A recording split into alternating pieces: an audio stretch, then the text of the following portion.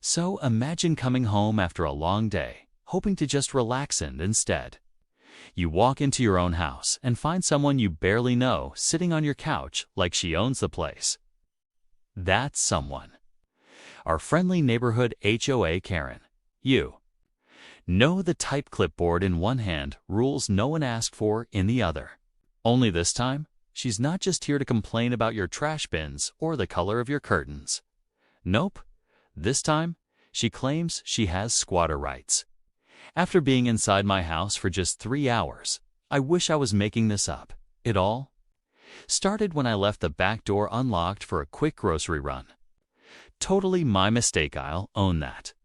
But what happened next feels straight out of a twisted sitcom. Karen somehow let herself in, made herself comfortable, and by the time I got back, she was already settled in with a glass of my orange juice. I asked her what she was doing, and she hit me with, "I live here now. It's been over 3 hours. That's squatter rights." I laughed. Thought she was joking. She WASN single quotes T. Things got even weirder when she pulled out her phone and threatened to call the police on me, saying I was trying to unlawfully evict her from her new residence. The way she stood there so confident, as if the law was on her side, was honestly surreal, and it didn't stop there. The situation spiraled so fast, the cops actually showed up. But what they walked into? That's the part that had everyone's jaws on the floor. Let's just say Karen had a few surprises up her sleeve, and not in a good way. Stick around, because what happened next turned a bizarre day into an absolute nightmare. And things weren't as simple as they seemed. Now, before we get to what the cops actually did, let me back up for a second and explain how Karen even got into my house in the first place. Because that's what really makes this whole thing feel like a setup. See, Karen lives 2 doors down. She's the self-appointed queen of our HOA, always watching everyone like it's her full-time job. Complained about my grass once being half an inch too tall. Left 3 notes on my mailbox about non-regulation holiday lights. You get the idea. That day, I had to make a quick run to the store, 10 minutes tops. I was cooking, realized I was out of garlic, and figured I'd just leave the back door unlocked since I'd be right back. Well, that was apparently enough of an invitation for Karen. According to her, she saw me leave, assumed something was wrong, and came in to check on the property. Now, I don't know about you, but checking on someone's property doesn't usually involve taking off your shoes, raiding the fridge, and setting your phone charger up in the living room. By the time I came back, Karen had not only made herself at home, she had locked me out. I'm standing outside with grocery bags while she's yelling through the window that I need to respect her tenant rights. Tenant rights. After 3 hours, and the wildest part, she had already called the HOA hotline to report me for harassment. That's when it really hit me. This wasn't just some misunderstanding. Karen had a plan. And she thought she could twist the rules to make it stick. So when the cops finally pulled up, I thought they'd laugh it off and tell her to leave. But what happened instead made my stomach drop. Because the first words out of one officer's mouth were, "Ma'am, we need to ask you to step aside." And they weren't talking to Karen. I was standing there, bag still in hand, trying to process what just happened. The officer looked serious, too serious for what I thought was a simple case of trespassing. I started explaining that this was my home, that Karen had broken in while I was gone for less than 15 minutes. But before I could finish, she cut in like she'd rehearsed the whole speech. Karen went on about how I'd invited her over weeks ago to discuss community matters, and that she had text messages to prove she had a right to be inside. What messages? I had no idea what she was talking about. But then she whipped out her phone and started scrolling through screenshots, conveniently cropped messages that, out of context, sounded like I was telling her to stop by any time and make yourself at home. The thing is, those were replies to neighborhood discussions we'd had about dropping off flyers, not permission to move in. The officers looked back and forth between us, clearly unsure. One started asking if I had proof of ownership. offered to get my lease agreement for my car, but Karen jumped in again, saying she feared I was trying to destroy evidence. That part actually made me laugh out loud, which only made things worse. From their perspective, I wasn't exactly helping my case. And that's when one of my neighbors, Tom, walked by and stopped dead in his tracks. Tom and I had known each other for years. He knew exactly who lived here. But instead of jumping in to clear things up, he hesitated. Turned out, Karen had already gotten to him earlier that day. Told him I was under investigation for HOA violations and might be evicted soon. The whole thing was turning into a web of lies, and I was starting to realize Karen had planned this longer than I thought. She wasn't just trying to be annoying. She was trying to take control. And the way things were going, I was the one looking like the intruder in my own home at this point. I could feel my hands starting to shake, not out of fear, but pure frustration. I knew I was in the right, but somehow Karen had spun the whole situation so fast. Even the officers weren't sure what to believe. She stood there calmly, arms crossed, like she was proud of the mess she created. And with my neighbor Tom still standing there, silent and awkward, it felt like the walls were closing in. One of the officers pulled me aside and quietly asked if there had been any previous disputes between me and Karen. I said, sure, minor HOA stuff, like her constant complaints and passive-aggressive notes, but I never imagined she'd take it this far. The officer nodded slowly, then mentioned that in some states, even short-term occupancy can get tricky if someone claims tenant rights even if it's not legally valid. It can delay things. That's when the word civil matter got thrown around, and I knew I was in dangerous territory. Karen wasn't just being annoying, she was exploiting the system. Meanwhile, Karen was still in my living room, sipping from a mug she must have found in the cabinet, acting like she was already settled in for the long haul.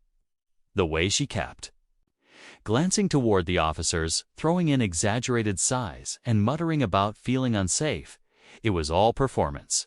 And it was working. Then another neighbor, Lisa, showed up.